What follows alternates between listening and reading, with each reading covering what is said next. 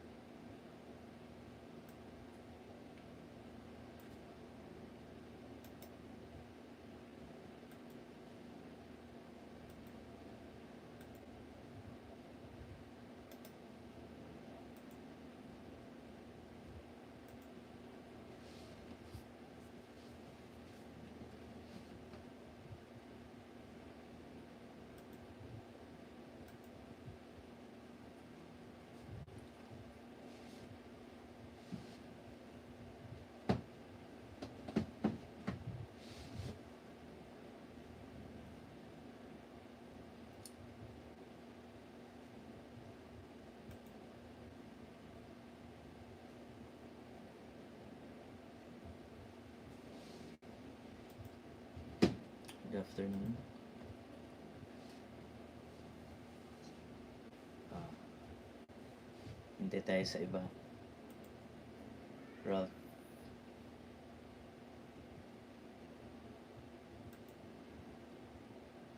konti lang kayo sa klase nyo, no?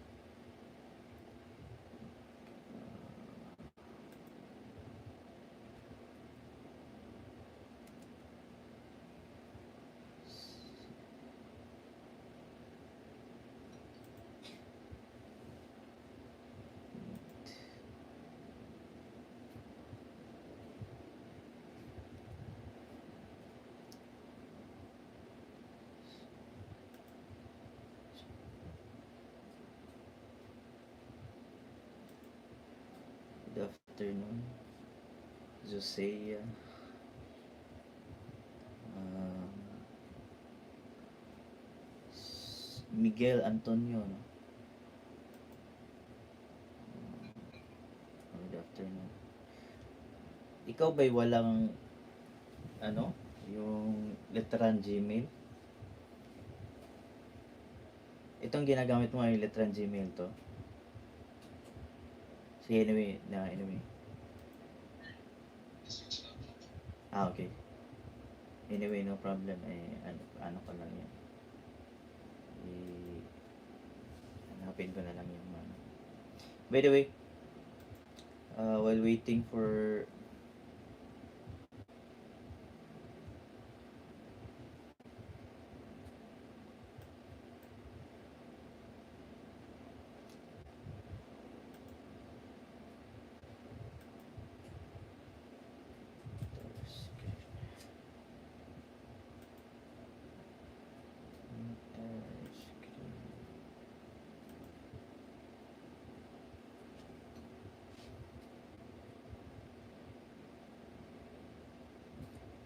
good afternoon.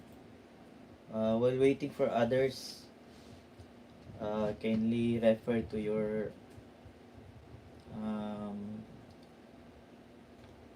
for your reading material. No, hope you have seen this.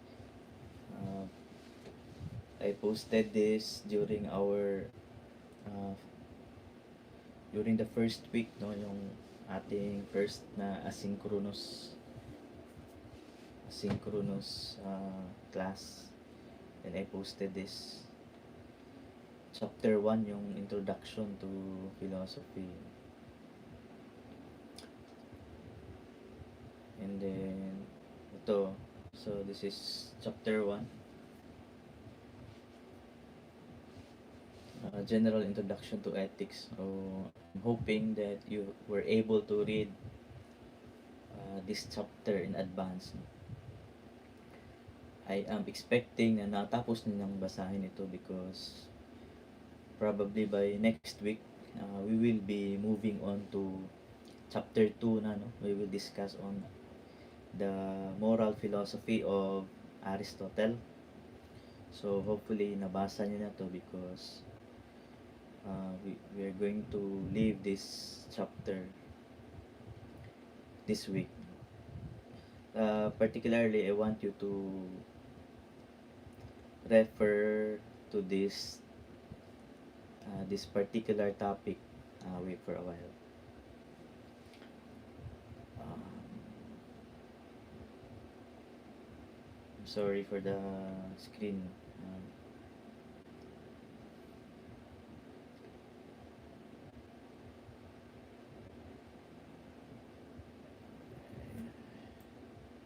ito, for this particular topic for today's or for this afternoon's discussion,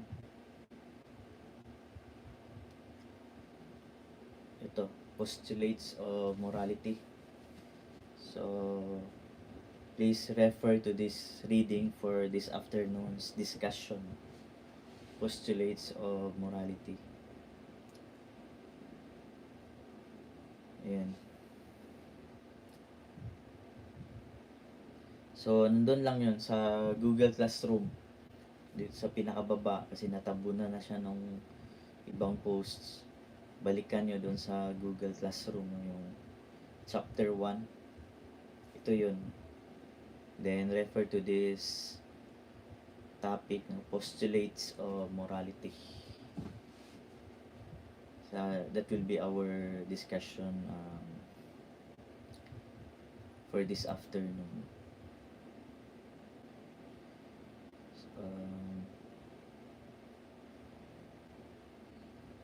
So basahin niyo in a short while. Balikan ko kayo, may kukunin lang ako sa baba. Excuse me for a while.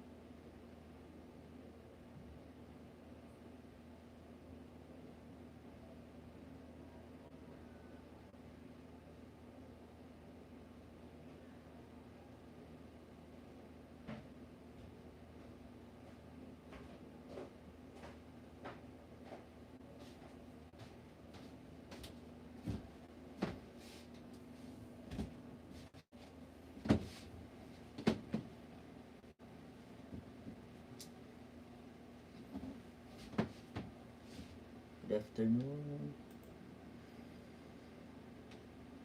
And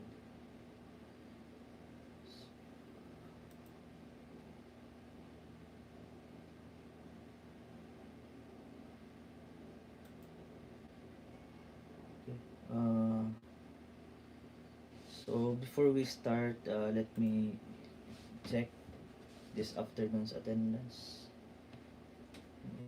Dito si Dieter.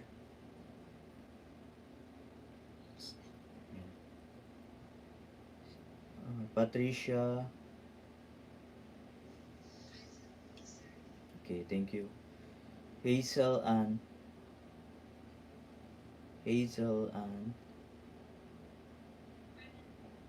Nandyan. Ralph Aaron, nandyan. Ralph Aaron.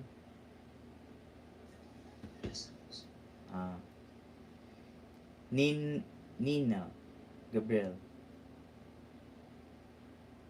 Nina or Nina Gabriel. Wala si Nina. Alfonso Miguel. Alfonso. Nandyan si Ninya. How about si Alfonso?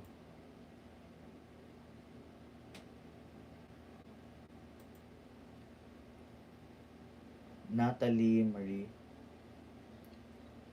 Present. Stephanie. Carl Steven.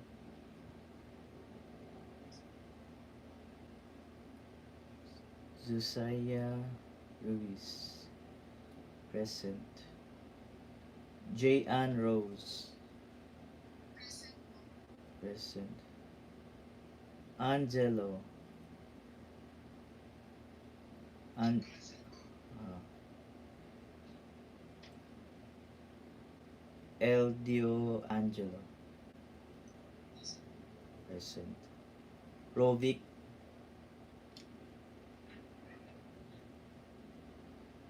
Maria Catherine.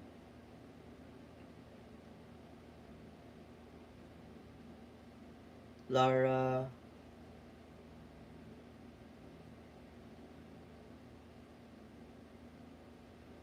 Okay, nandyan. Lara. Krish. Syra.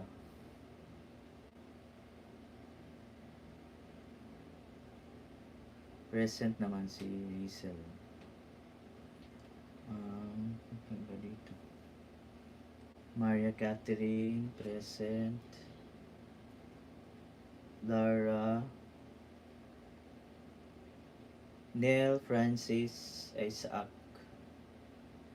Nandyan. And of course, Miguel. Okay, balikan natin yung iba, no? Si Alfonso, nandyan. And Stephanie. Anyway, balikan natin sila mamaya. And then, I might forget later. May I ask na before we start? May I ask you to turn on your camera for a snapshot or a screenshot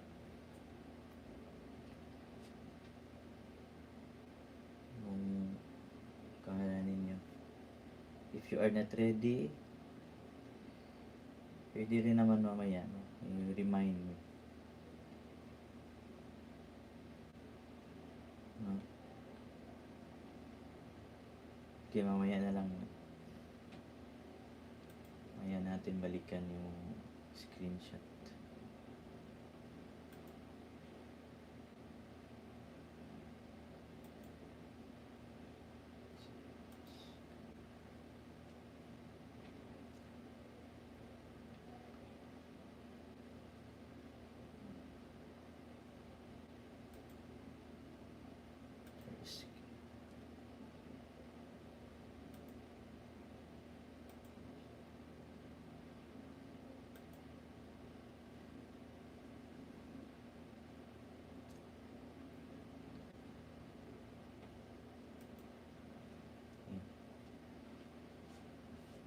So, we will talk about the postulates of morality, for this afternoon's discussion.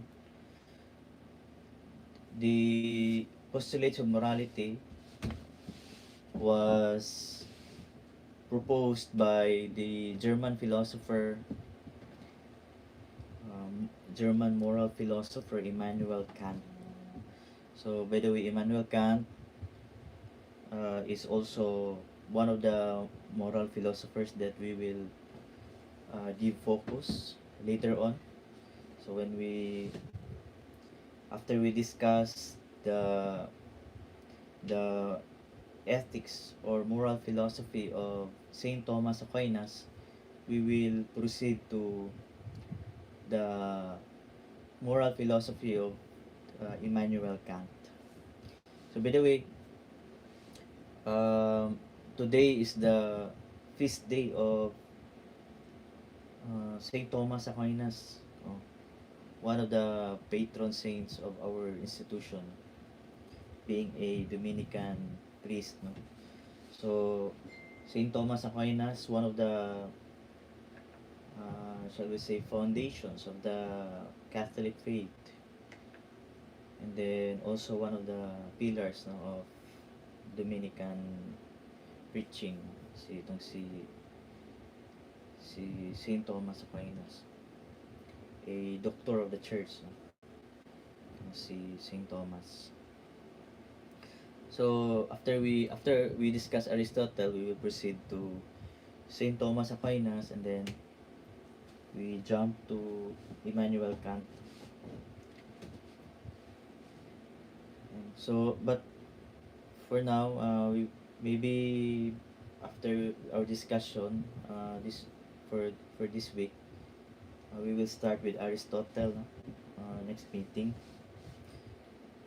For today, we will talk about the moral postulates by the philosopher Immanuel Kant.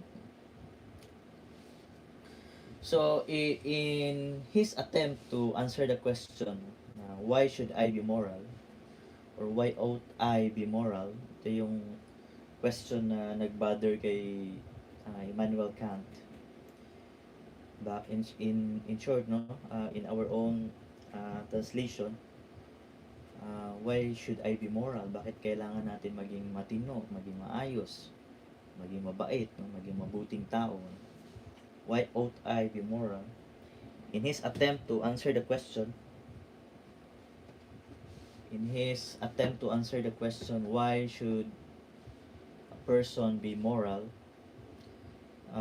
Immanuel Kant would refer us to the three moral postulates, the postulates of morality. And he identified three moral postulates. So the first one is the existence of free will and intellect. The other moral postulate is the immortality of the human soul. Immortality of the soul. The third moral postulate is the existence of God, or a supreme being. And so, what are moral postulates? Yan ang tanong. What is meant by the word postulate?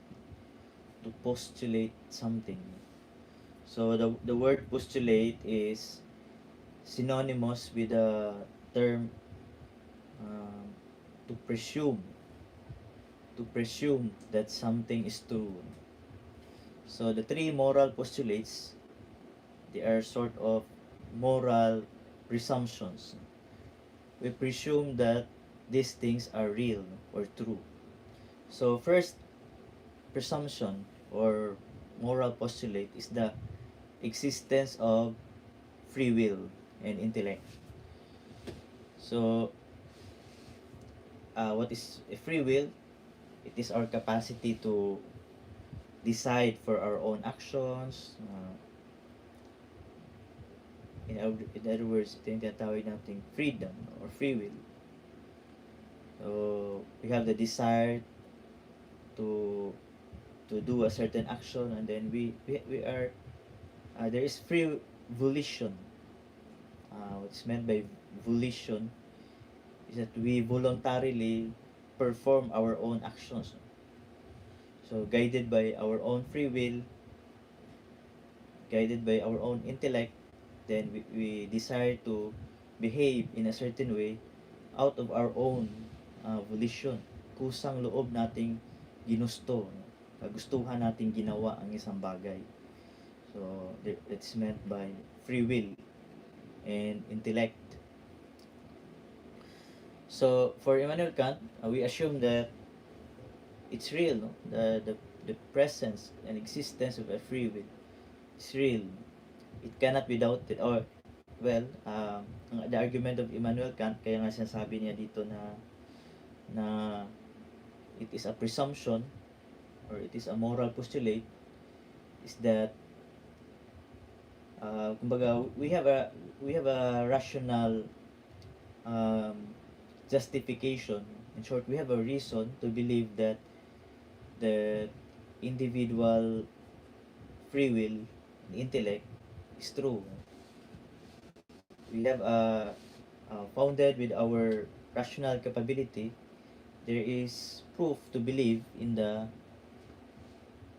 or there is a strong argument, no, to believe in the existence of a free will, that we freely decide for our own actions, that it's possible to freely decide for our own actions. So what is the reason for this? Bakit kailangan na merong bakit kailangan that we should believe in what we call as free will? For certain obvious reasons, no, that we perform a certain action out of our own volition. Ano natin eh, as human beings, part of our capability is really to decide for ourselves. So, even though, yeah, it's hard to argue, no, it's hard to argue the existence of free will, but for Immanuel Kant, it needs to be presumed. It should be postulate of morality, because there are many philosophers also and other thinkers, so even social thinkers, would want to challenge the assumption of human free will, no? Meron kasing nagta-challenge na eh. How about you? If I may ask you, do you believe in your own free will? Do you believe in your own free will? Na kusang loob niyong ginusto ang mga bagay-bagay, no? That you attend this class freely out of your own mature decision, no? To attend the class, okay? Mga ganyang bagay, no? Because some social thinkers would want to contest the idea of freedom, kasi para sa kanila, at certain point, we are determined with our own actions. Akala natin na we freely decide for such actions, but there are thinkers who would contest that because you have no other option, that's the only thing that's the best thing that you need to do.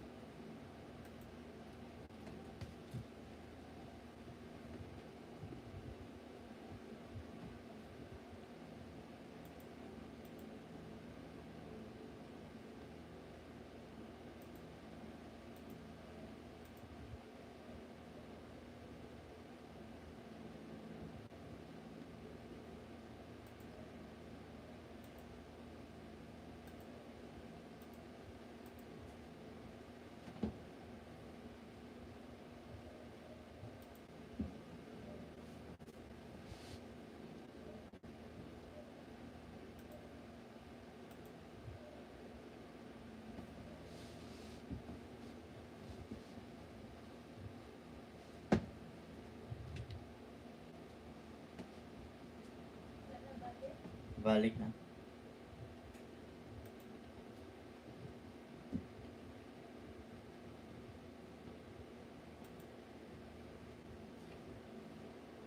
Mm.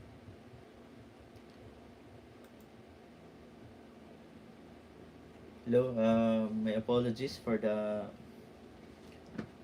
lost internet connection.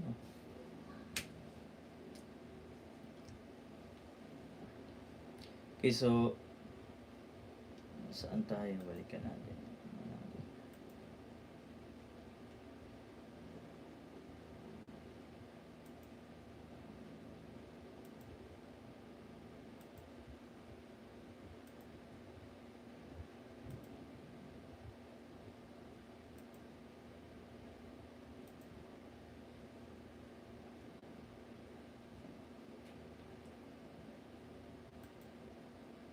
So, do you hear me?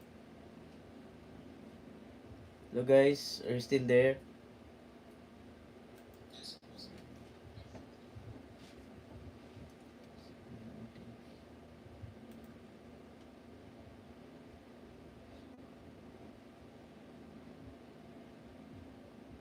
Okay. So, ito tayo.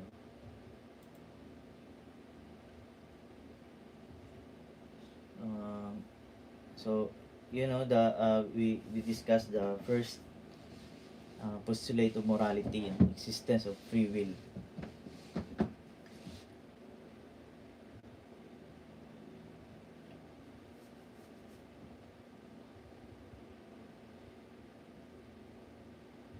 So, as I have said, yun nga, marami ang nagko-contest no, sa idea of free will. No? For example, in a sociological perspective, sinasabing yung choices natin is very limited. No? Because, of course, it would be based on our social capability. For example, yung choice natin kung ano yung kukunin nating course, saan tayo mag-aral, uh, all of these choices are in a sense determined to or depending on the available resources, no. So kung bakit halimbawa, no, kung bakit ikaw ay sa literal nag-aral, for example, probably because there are certain reasons, no? So in a sense you are determined by those reasons. So kung bakit hindi sa halimbawa, no, bakit hindi sa ibang eskwelahan, o bakit hindi sa UP, bakit hindi sa kung saan niyo gusto, no, bakit hindi abroad, no. So the decisions are simply predetermined. Pwede nating sabihin kasing ganun, eh, no? Very limited with our capability, that's why we decide for this is already the best that we could hope for because of certain limitations. So in that kind of point of view, somewhat argue on the perspective that we are not really, shall we say, we are not really totally free, no, to determine our own future. Hindi natin kontrolado lahat anong mangyayari sa future. So in a sense, we are predetermined. So the argument on free will is not really true at all, no? Kasi hindi natin pwedeng gawin lahat, no? So for example, may nagdidebate, may narinig akong, may nabasa akong argument about human free will. So sabi nung isa, because they are into debate, sige nga, gawin mo to kung ano, kung talagang free ka, sige nga, gawin mo tong bagay na to, no? Patunayan mo na free ka. So yung isa naman, sabi naman niya, ayoko nga. Bakit ako susunod sa iyo? Kaya nga ako free, 'di ba? I'm free will. Kaya pwede kitang hindi sundin. No?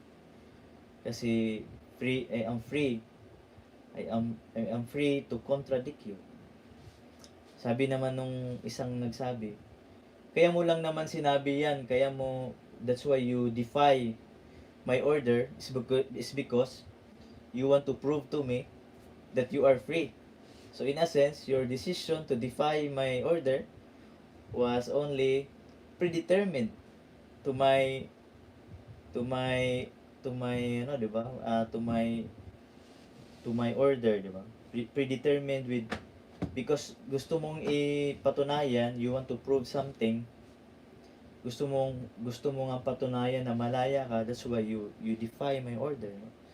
In a sense, your response was predetermined with the intention to prove that you are correct. So parang ganyan ang usapan, no, na so the point is, there are possible um, there are possible justifications, or there are possible arguments in saying that maybe free will is not really true at all. So in other words, ang gusto natin establish that meron ngang argument, there is an argument or a debate whether or not there really exists such thing as a free will or a free intellect. So merong argument. Pero for Immanuel Kant, ibahin mo si Immanuel Kant because parang in the perspective of Immanuel Kant, parang nakakapagod na kung i-argue pa natin kung may free will o wala. So the the most safer way, and perhaps also the most rational way, is to accept that there really exists such thing as free will and free intellect, na meron, no? Meron nga. So for Immanuel Kant, ayaw na niyang pahirapan pa yung usapan, no? Let's just admit the fact that at certain point we really freely decide for our own actions. Tayo yung kusang nagdidesisyon para sa ating sarili. So yan ang isa sa mga presumptions. So of course there are reasons why we should presume the existence of free will. There are practical reasons. So unang-una is that mas mabigat yung isang bagay, no, na pag ginawa mo, na ito ay ginawa mo ng kusang loob mong ginawa, no? Kung halimbawa may isang tao na tumulong sa iyo, no, bakit ka tumulong sa akin? Tumulong ako kasi robot ako. So ako talaga ay ginawa para tulungan ka, no? Compared to tumulong ako kasi gusto kitang tulungan. So when there's an element of free will and free decision, mas mabigat, mas ma-appreciate natin ang isang bagay kung ito ay kusang loob ginawa, no? Compared to mga bagay na ginawa natin because we are simply inclined to do such action. So may pagkakaiba, no? May pagkakaiba, mas mabigat or mas matimbang yung isang bagay ay ginawa mo na kusang loob mong ginawa. So nagtanong dito si Miss Lara. Sabi ni Miss Lara, paano kapag napilitan? So kung ikaw ay napilitan, that means may ibang factor, no, that influences the action. And what factor is that? Ito yung yun nga, tama itong question ni Miss Lara, no? Paano kapag napilitan? So if napilitan, in other words, may interference from another party, no? Or maybe from a third person perspective, merong interference. So that means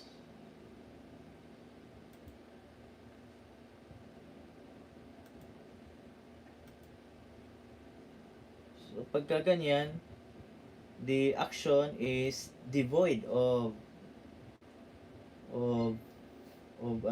free will. So hindi yun siya, hindi kusang loob na ginawa yun. Pero ang the point that you want to prove here, the point that Immanuel Kant was trying to say is that meron nga, no? Because hindi naman lahat ng bagay pinipilit ka na gawin, no? Or mayroong other factors that influences your action. The point is, it's possible. Ang gustong sabihin ni Immanuel Kant, that it's possible that we freely decide our actions. That there are occasions that we ourselves freely decide for our actions. Yan ang point ni Immanuel Kant.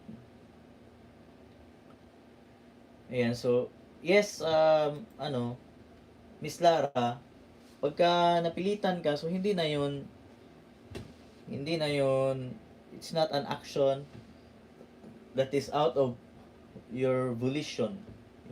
Yung ibig sabihin ng volition, your voluntariness to perform a certain action.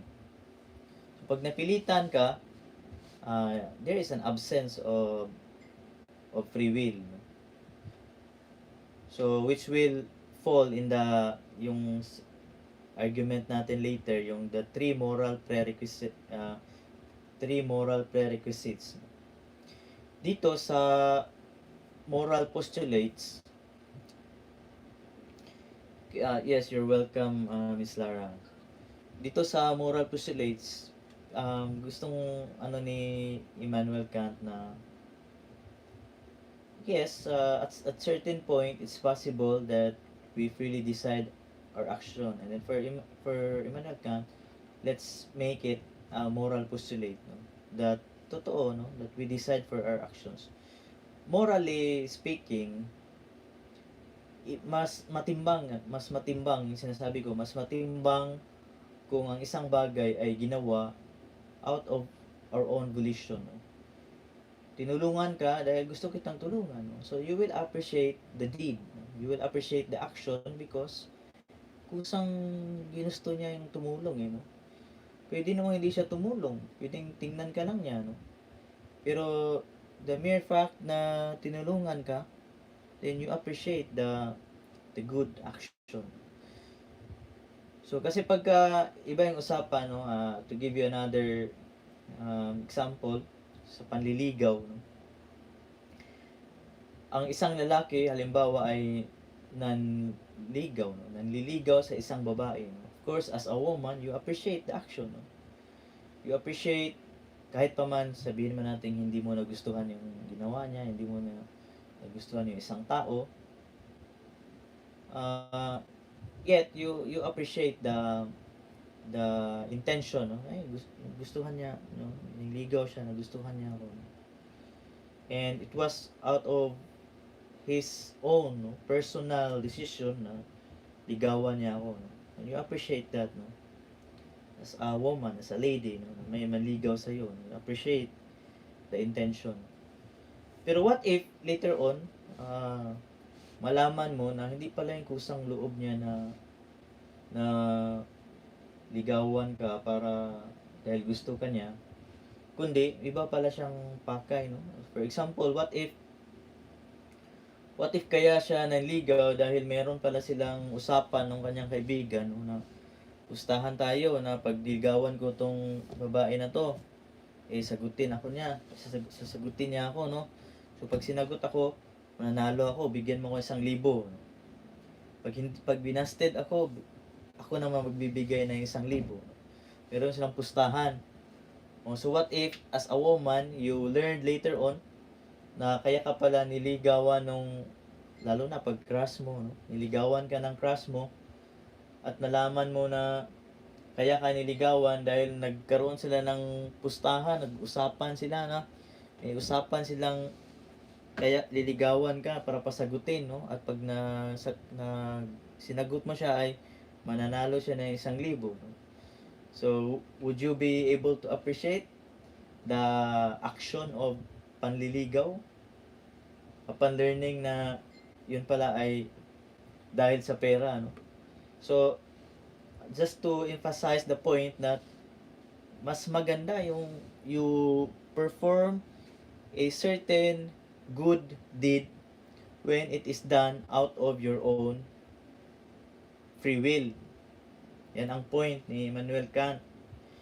So since we have a good reason to believe that there exists a free will, then let us presume that there is indeed such thing as a free will. Yan ang point ni Immanuel Kant diyan sa kanyang moral postulate. Ang pangalawang moral presumption ni Immanuel Kant is that there is such thing as an immortal soul. So there is an immortality of the human soul. Yan, so bakit kailangang karoon ng human soul? So of course, in trying to understand this, what is proposed by Kant dito sa kanyang moral postulate, ay syempre hindi mawawala yung personal background ni Immanuel Kant, because Immanuel Kant, he is a Protestant theologian. He's a Protestant theologian. So in a sense, Immanuel Kant is also a believer himself. He is a Christian, Protestant, and a believer. So, and personally, Immanuel Kant is really a religious person also. So, when he writes, syempre nandun yung personal influence niya upon his writing. And so, naturally, lalabas din sa kanyang panulat, no, that he would be inclined to say that there exists an immortal or an eternal human soul. Ayan, so another possible reason is that maybe Immanuel Kant would want us to expand our horizons, that we do not limit only to this worldly existence.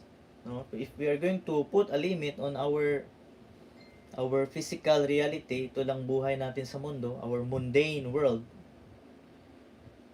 then if, 'di ba, if there is a possibility to have an afterlife, yung meron ka pang extension sa buhay mo in the next life, why not, no? Why not? So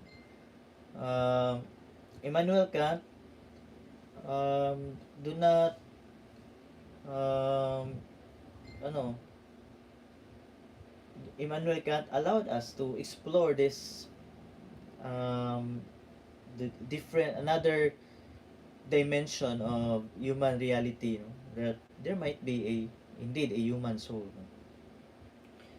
Because yun nga, if we simply limit our self to the mundane reality of this world, iba pa rin you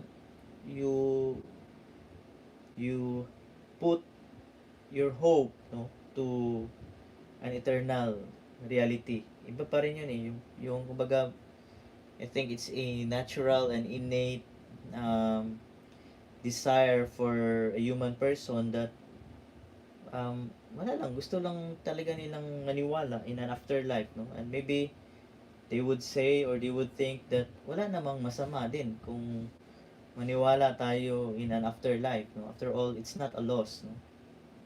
So medieval philosophers like Blaise Pascal, no, baga wala namang masama kung maniwala ka, at least if meron talaga, o at least pasok ka, no? Kung wala naman, wala ring mawawala sa iyo, no? Yung wager argument nitong si Blaise Pascal, no? So similar to this, let's presume an immortality of the human soul. So the third moral postulate is the existence of God, no? So why do we presume that God really exists? Is that kung itong sinasabi nating afterlife, yung buhay natin sa kabilang mundo, would not make any sense at all kung walang existence of a supreme being. So there's an ultimate divine being that would give meaning to all of this, no? Having an eternal life, and then you'll be united perhaps with this supreme being after your worldly existence. So, wala namang masama, no? To desire for a union with an almighty being. So, it everything would make sense, no? When you put God into the picture. No? Parang, in other words, parang liliwanag yung buhay mo, magkaroon ng hope. We look at the brighter side of life that, well, anyway, after all, there is salvation at the end of the tunnel, no? So any challenge in life, merong salvation, merong solution. So in every dark tunnel, merong exit. There is light at the end of every tunnel. Ang saying, no, as the saying goes.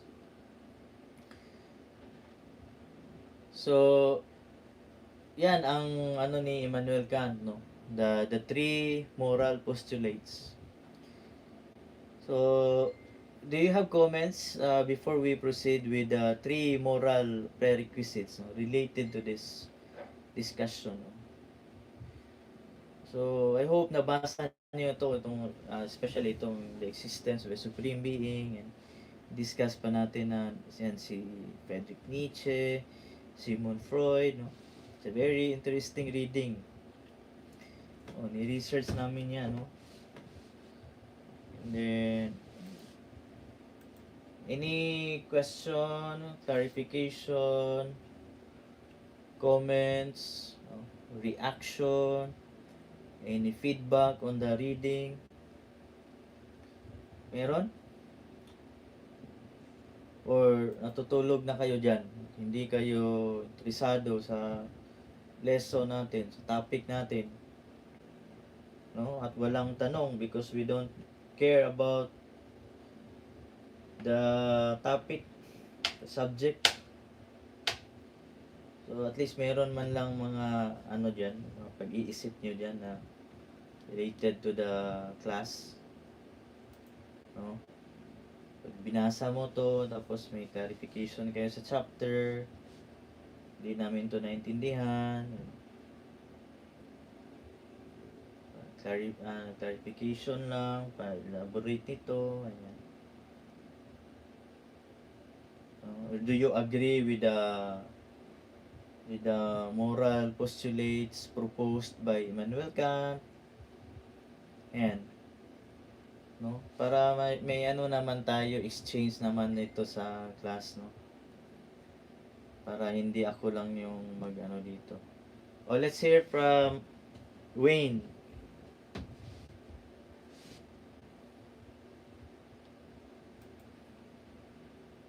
Go ahead, Wayne. You can use your mic.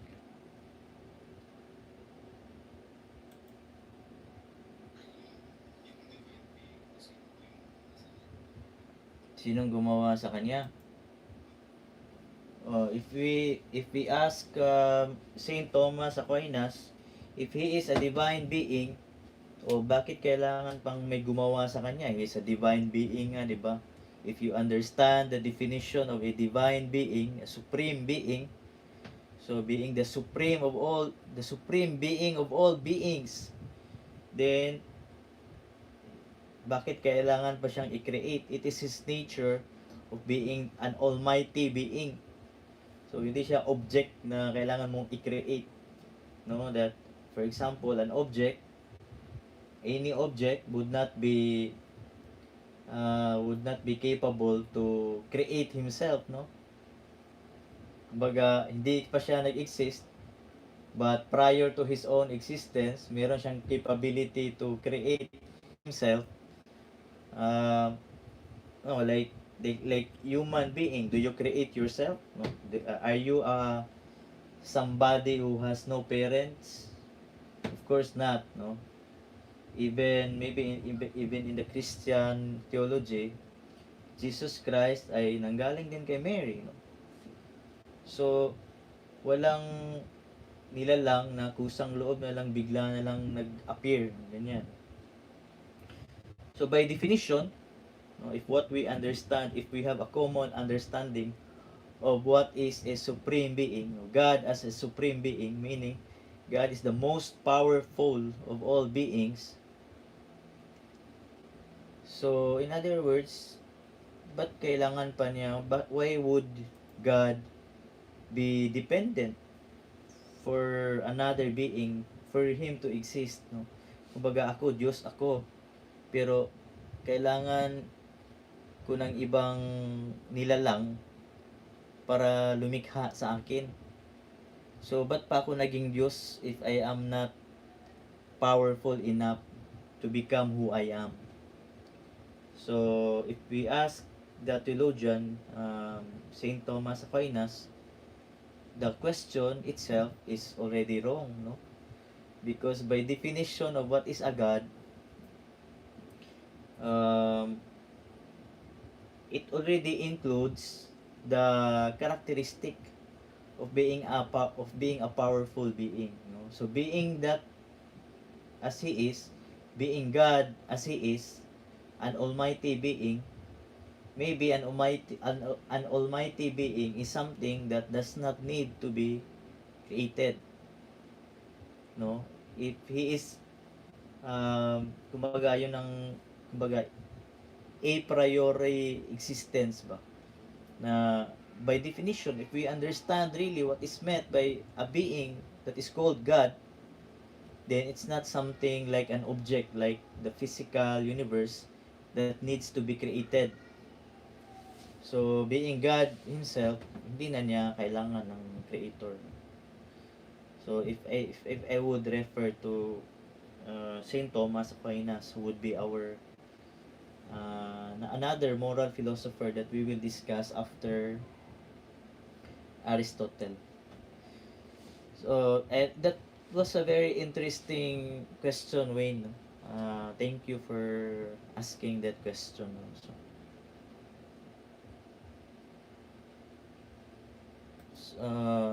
Anything else? Okay ba sa'yo yun, Wayne, yung response ko dun sa tanong mo?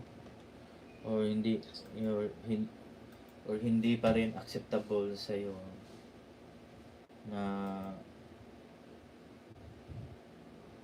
okay, kasi ano yan I think it's you hear that in social media, no? Ginamit pa nila yung The Young Einstein.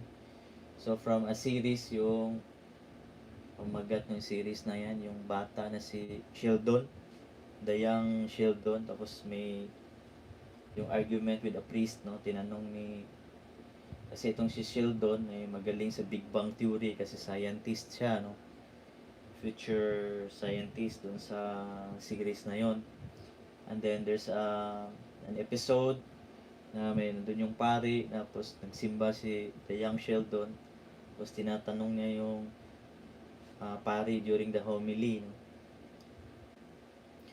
So it is also it's all in fact it is a philosophical question. So bago pa man yung palabas na yan, ay it's an argument in the medieval period, no? So when we talk about creation, God created the world, but in the first place, who created God? That's a question by skeptics. So tinanong na rin yan ng kapanahon na ni Saint Thomas Aquinas, who created God? So the response is, yun nga, hindi lang si Saint Thomas Aquinas ang nagsagot niya, no? Marami sila, no? Si Saint Anselm also, meron siyang ontological argument. But what we understand with the concept God, babasahin nyo yun, no? Before we start, after we discuss Aristotle, I will send another selection of readings that includes yung Saint Anselm's ontological argument, na wherein Saint Anselm argued that by our merely with our own understanding of the concept of what God is, kasi yung God is that which the greatest of all being. Baga, yun na yung pinaka makapangyarihan sa lahat that you could ever think of, you could ever imagine. Kasi yun nga yung God eh. Kung if you imagine, for example, si Thor, no, is a very powerful, or si Wonder Woman, a very powerful being, then God must be the most supreme of all beings, being the creator of the universe and all. So, meaning, God must have no imperfections um, by mere definition as a supreme almighty being. So, pinaka siya na yung pinaka superlative of all, no? Being a God, by definition, no? Being God himself. Pero syempre meron din yang ano, no, meron din yang ano, but at this point it is not yet, we will have a proper time to discuss that topic, no, when we reach medieval period, before we discuss, or the moment we discuss Saint Thomas Aquinas, and also Saint Augustine. Very interesting yung discussion na yan. We will arrive in that topic later after we discuss Aristotle, no? So, very interesting ang argumentation yan. For example, no, yung argument of evil, no, dami rin eh. Kasi yung una, we question, sorry, God is just there are characteristics of the divine, the divine being. So, unang-una is all-knowing. God knows. Um, God as all-knowing. Omniscience, no? God as omniscient being. God as an omniscient being. So, being God, so He knows everything. He knows the past. He knows the future. He knows the present, no? So, and also, part of that argument is that kahit saan ka man, di ba? Kahit saan ka man, God knows where you are located. No? God is all-knowing. Also, God is all-powerful. No? God is the most powerful of all being. Siya makapangyarihan sa lahat. So, in other words, walang di niya kayang gawin. No? Lahat ay posibleng pwedeng magawa ng Diyos. No? Being an almighty, powerful being. Another argument is the omnipresence of God. God can be present everywhere and anywhere. No? So, saan ka man, saan ka man, you seek God's presence, God is present anywhere. Parang ganyan, no? So, omnipresence, omniscience, omnivolent being. Omnivolent being. God as all-powerful. And God is all good. So, omnivolent being. No? God is all good. So, marami yan, no, mga characteristics na lahat ay superlative. But may ano din, actually may ano diyan, there is also an argument na when we talk about the presence of evil, no, because there is the possibility of evil in the world, no, which is a fact, no, may nangyayaring masama, no? There is evil in the world, no? Could be willed by men, maaring intentionally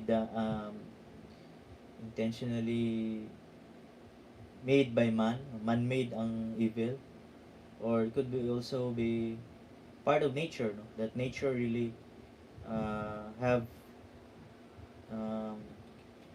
for example yung mga natural calamities, ganyan, which is not man-made, obviously. Pwedeng man-made, maybe the destruction of the planet, the destruction of the environment that caused or that had an effect on nature, nagkaroon ng maybe sabihin natin lumakas yung typhoon because of climate change, and the reason for climate change is that tayo yung nagsumira ng ating ozone layer, for example. Yan, karoon ng global warming, pwedeng man-made, no? So but whether man-made or not, the fact is that there exists evil in the world. Yan ang argument ng sinagot naman ni Saint Augustine, no? So of course, merong sagot si Saint Augustine diyan, which is, I'm saying, we will have a proper time to discuss when we reach medieval period. So at this point, ito lang muna itong argument na ito. The three moral postulates. So for Immanuel Kant, parang it's a waste of time to argue, no? To debate whether God exists or not. But there are rational justifications. There are reasons to believe. There are good reasons to believe um, that when we believe in the existence of a supreme being, parang magic, it would suddenly create a positive environment. Magiging optimist ka. There will be a brighter world for you, no? There is hope in the world when you believe in the existence of a supreme being, no? Parang meron kang hope, eh. Naniwala ka nga, well, after all, there is God.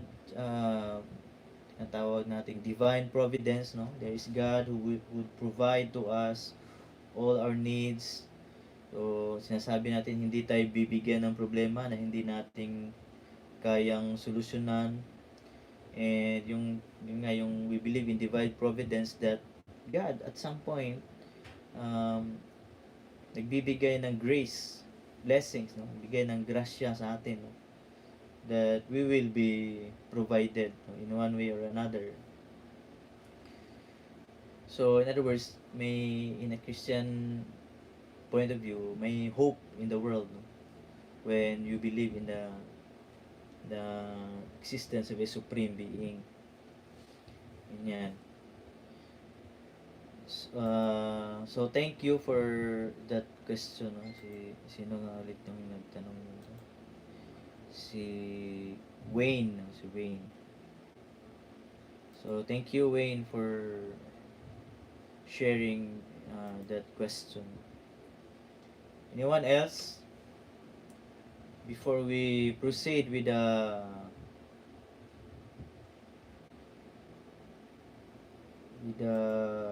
second part, no, yung three moral prerequisites.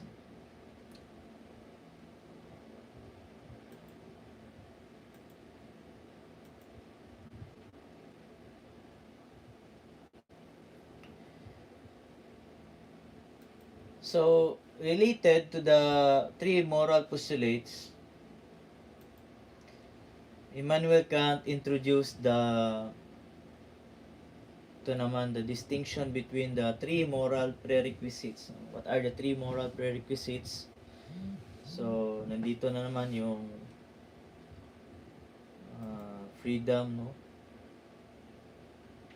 So dito ang will, freedom, and knowledge. So tatlo yan: will, freedom, and knowledge. Yan, it's so unfortunate that we ran out of time, no? Pero ito yun pa rin yun, no? Will, kusang loob mong ginawa ang isang bagay, no? In other words, you desired for or freely willed for a certain action, ginusto mong gawin to. So ibig sabihin, hindi ka sinulsulan, no? Walang nagsulsul sa'yo na gawin mo to. You freely decide for yourself to to perform certain action or to realize a certain desire or decision. It's your own free will. And so another moral prerequisite is freedom. So what is meant by freedom is that hindi ka tinakot, hindi ka hindi ka pinuwersa, no? For example, gawin mo to, kung hindi mo ito gawin, ito mangyayari sa iyo, sasaktan namin ang mga kapamilya mo, no? Kapatid mo, magulang mo, sasaktan namin, no? Dudukutin namin. Or ikaw mismo, may mangyayari sa iyong masama pag di mo to ginawa, no? So you are being threatened. So merong third party or external force that influences you or threatens you to perform a certain action. Gawin mo to, no? Pag di mo to ginawa, lagot ka sa akin. Ganyan. So, there is an absence of freedom in that kind of situation. And so, but for Immanuel Kant, for a moral action to be justified, there must be the element of freedom. Hindi ka pinilit na gawin ng isang bagay. The third element is yung knowledge. No? Siyempre, alam mo ang ginawa mo, hindi ka natutulog, kung ginawa mo yon. You are aware that and you are conscious of doing a certain act. No? So, lalo na sa usapin ng batas, no, when there are crimes, for example, minsan ang ginagaming lusot ay yung lucid interval of insanity. So, meron kasi akong minsan nababaliw ako minsan kaya nung nagawa ko yun wala ako sa tamang isip ko, no? So because knowledge is a requirement even in legality of crime ay yung gumawa ka ng crimes pero hindi mo, you are not conscious yung ginawa mo yung crime, may lusot ka doon, no? Ginagamit yan sa batas minsan, no? Pero kailangan nila ng medical proof na baliw ka nga. Pero pag wala namang patunay, mananagot ka pa rin doon sa ginawa mong crime. So, in the same way, when we speak of morality, kailangan itong tatlo na ito, no? Will, freedom, and knowledge. So, otherwise, in the absence of that, ito yung distinction na andun yung distinction ng human acts and then acts of man. May distinction niya, no, between human acts and acts of man. Acts of man ay yung mga involuntary. So, yung mga involuntary reflexes, no? These are examples of yung bigla kang napahikab, no? Kahit sa harapan ng maraming tao, no? Kahit sa harapan ng online class, bigla kang nahikab, no? So that this is an example of acts of man because they are done involuntarily. Di mo sinadya, no? Yan. So these are examples of acts of man. Human acts ay yung you consciously decide for that action. No? Yung acts of man, at some point, pwede rin magiging human acts yan, no? Pag sinadya mo, no? Sinadya mong doon ka talaga humikab, no? So, ano yan, magiging human acts na yan when there is an element of intent. May intention kang gawin yon. So, that is a human act. Acts of man ay kapag ito ay involuntary. So, when there is an absence of the three moral prerequisites, magiging magiging acts of man. So, which means you will not be held morally responsible in a sense because kulang may halimbawa absence of knowledge, di mo alam na may tao pala doon, no? Yung halimbawa yung hunter, no, there's yung bird hunting, yung mamaril dun sa kabukiran, sa kagubatan. So, di mo nakita yung may natamaan ka pala nung paputokan mo yung isang gusto mong kainin na uri ng ibon.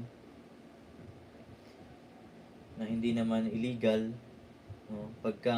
Siyempre pagka yung mga extinct na halimbawa agila, extinct na yan, binaril mo, kukulong ka talaga, no?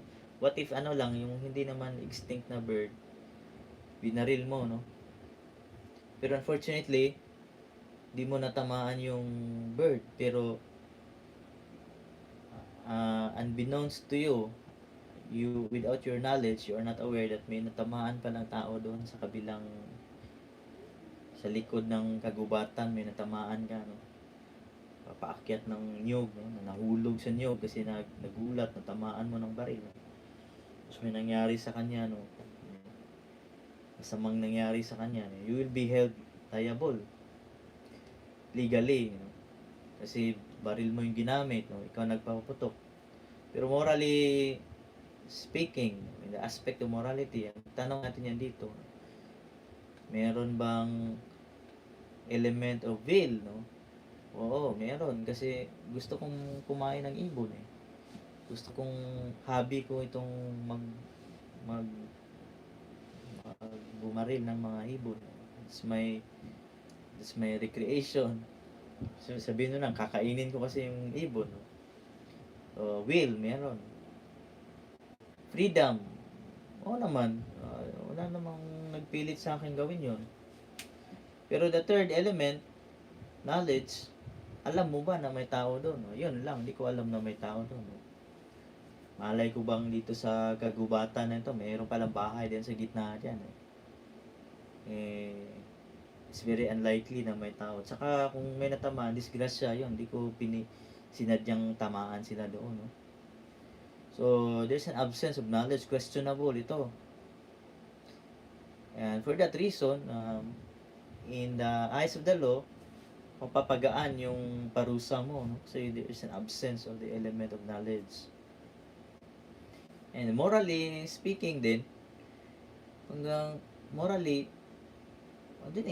siguro, careful ka lang next time, no? Huwag mo nang, siguro, itigil mo na yung hobby na ganyan because may delikado para sa iba, no?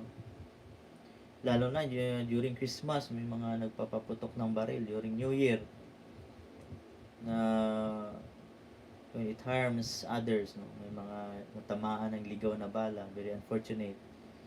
So, maaring ilan lang sila pero once it's a human life, it's a human life. May nasawing buhay. So, hindi mo na maibabalik yun. At dahil lang dun sa pagpaputok mo ng baril sa New Year. Okay, so, pero ang point natin dito, we emphasize that there should be the presence of these three elements when we discuss morality.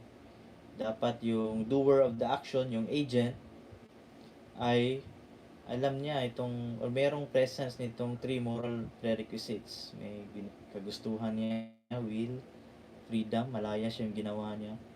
Knowledge, alam niya yung consequences, no? Ayan. Pero, yun nga, there are possibilities na may maaring kulang ang isa dito, no? Walang knowledge. Bakit mo ginawa yun? Wala eh, meron akong ganyan talaga ako eh. Tutulog ako pero may ginagawa akong mga bagay na hindi ako aware, no? In psychology, meron yung mga double personality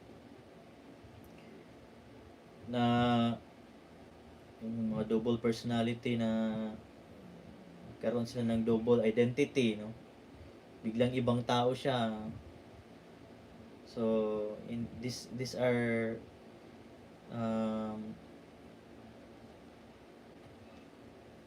yan, pinag-aaralan yan, no? Dapat merong psychologist that would, or medical expert na mag-testify na oo nga, no, meron nga ganitong case. Ayan. So, masyadong marami itong natin, readings. Actually, maraming dapat nating pag-usapan pero hindi na natin discuss lahat with a very limited time. So, I hope that you will do your part. The resources are available in your hands. all you need to do is to browse them, no? Read the materials that I already sent to you for you to follow the discussion, no? So again, it's not, do not do this just because it is an academic requirement. Yes, of course, it is an academic requirement, pero beyond that, look at this also as an opportunity for you to learn many things about life, no? Kasi buhay ang pinag-usapan dito when you talk about especially moral philosophy. So, run out of time. I'm going to check again the attendance. If Alfonso is already here. Is Alfonso Miguel present today? Di pa. Stephanie, are you here? Oh, present. Lara, o syempre nandiyan si Lara, no? Ayun ba si Lara? Yung nagtanong kanina, no? Si Lara. Si Lara yung nagtanong kanina. So, yes, no? I appreciate na with that mga simple questions lang, no? Pero it's related to our discussion. So, thank you Wayne, Lara, who participated in our discussion this afternoon. So, kailangan magbasa talaga prior to our synchronous class. Magbasa na kayo because doon kayo makakuha nung paano kayo mag-join sa discussion if you were able to read in advance. Okay, so may na ito, malapit kasi ako sa simbahan, nag-bell na yung 3 o'clock prayer. So, bago tayo mag-end, no, last request. Itong screenshot para per our attendance na rin. You open your cam, then we end the class afterwards. You turn on your camera for the screenshot. Ang aking boses ba ay mahina? O tama lang sa inyo? Tama lang. Okay lang. So, mabilis lang, no? Yung camera. So, in a count of 5, 1, 2, 3, 4, 5. Okay? So, thank you so much for this afternoon. Do not hesitate to email me if there are questions, clarifications, things that you want to discuss even in private, no? Do not hesitate to communicate. Okay, so that's all for this afternoon. God bless. Ingat kayo. Ingat kayo. Thank you din sa inyo.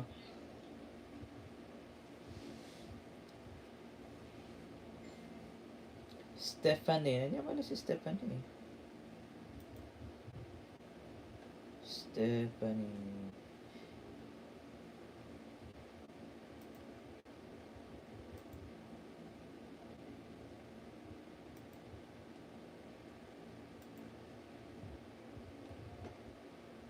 Yan nga, Stephanie. Itong si Alfonso.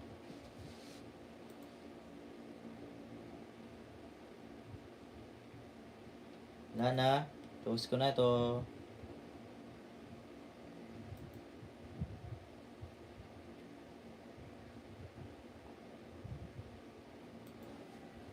Oh. Sakit.